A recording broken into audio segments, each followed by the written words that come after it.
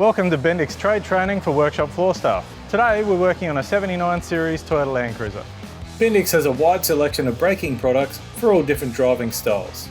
After talking to the customer and identifying their load carrying and towing needs, we'll be fitting up a full set of Bendix Ultimate 4-wheel drive pads and rotors front and rear, as well as flushing the system with Bendix High Performance DOT3 brake fluid.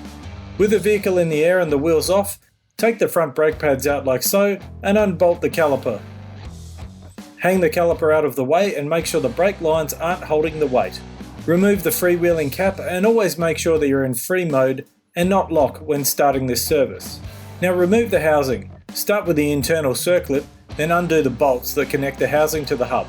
You may need to tap the housing off the hub with a soft hammer. Once that's removed, we can undo the main hub nut and remove the washers and bearing, then pull the disc assembly from the vehicle. We can now access the bolts that locate the disc to the hub. Clean the hub with a wire brush to get rid of any corrosion.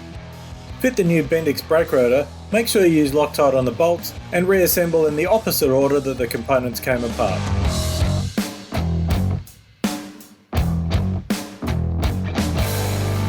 When pushing the brake pistons back into the caliper, make sure the brake fluid reservoir cap is off with a rag on top. If it's already full, you may need to drain some fluid out. Let's rebolt the caliper back onto the car and talk to spec.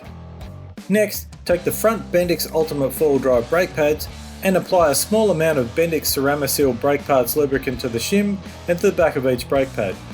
This will help to prevent any noise created by the pad rattling against the shim.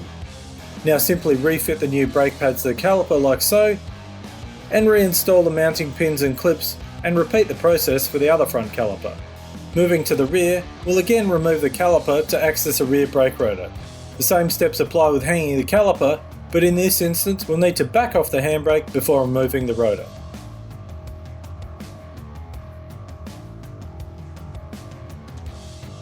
You can access the adjuster through this port on the rotor. Now that the rotor is off, we can clean the hub and also check the serviceability of the brake shoes, caliper seals and boots before reinstalling the new rotor. With the new rotor installed, we can push the brake pistons back now and can also install the brake caliper and torque the bolts to spec. Again, when fitting the Ultimate 4-wheel drive rear brake pads, apply a small amount of Bendix Ceramisil brake parts lubricant to the shim and pad and refit mounting hardware. From there we can adjust the parking brake shoe clearance. Turn the adjuster to expand the shoes until the rotor disc locks. Once it's locked, turn the adjuster about 8 notches the opposite way and reinstall the hole plug. It's time to flush the hydraulic brake system. Start at the furthest corner from the brake master cylinder and work your way forward from there. Attach your bleed bottle and hose to the bleed nipple on the caliper and crack open the nipple. Remove the old brake fluid by pumping the brake pedal. Once the master cylinder reservoir is empty, refill it with fresh Bendix brake fluid. Next, pump the fresh brake fluid through the system. Depress the brake pedal slowly to full stroke and release it. Repeat this every 2 to 3 seconds until fresh fluid comes out of the caliper. Once it's only fresh fluid coming out, close the bleed nipple with the brake pedal depressed and repeat the process for each wheel. Make sure you keep an eye on the master cylinder, making sure it doesn't run dry. Otherwise you'll need to start the bleeding process all over again. Once you're done, give everything a good clean. Make sure that the fluid in the master cylinder is at the correct level, the cap is tight, and then you're good to go.